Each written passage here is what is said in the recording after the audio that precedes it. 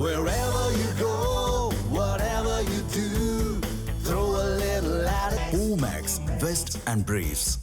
இந்தியாவுக்கும் பாகிஸ்தானுக்கும் இடையிலான தீர்க்கப்படாத கடல் எல்லை பிரச்சினைகளில் சர் கிரீக் பகுதியும் ஒன்றாகும்.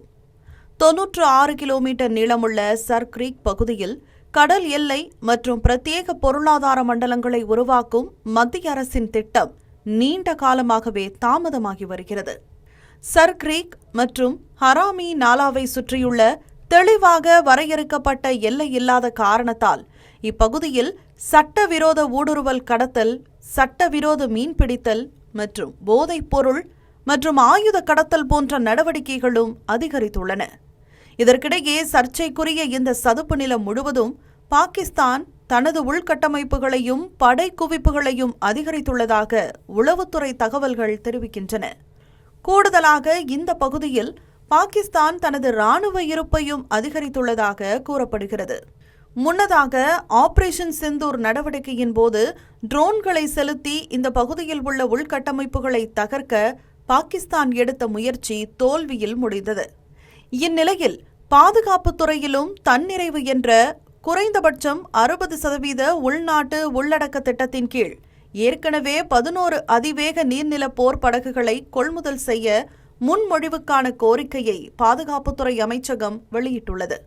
நீர், சதுப்பு நிலம் மற்றும் தரைப்பகுதி என அனைத்திலும் தடையின்றி இயங்கும் திறன் கொண்டதாக இந்த அதிவேக நீர்நில போர் படகுகளில் 7 படகுகள் இந்திய இராணுவத்திற்கும் 4 படகுகள் இந்திய கடற்படைக்கும் ஒதுக்கப்பட்டுள்ளன. இராணுவத்தின் கார்ப்ஸ் ஆஃப் இன்ஜினியர்ஸ் படைப்பிரிவு இந்த அதிவேக படகுகளை இயக்கும் என்று கூறப்பட்டுள்ளது.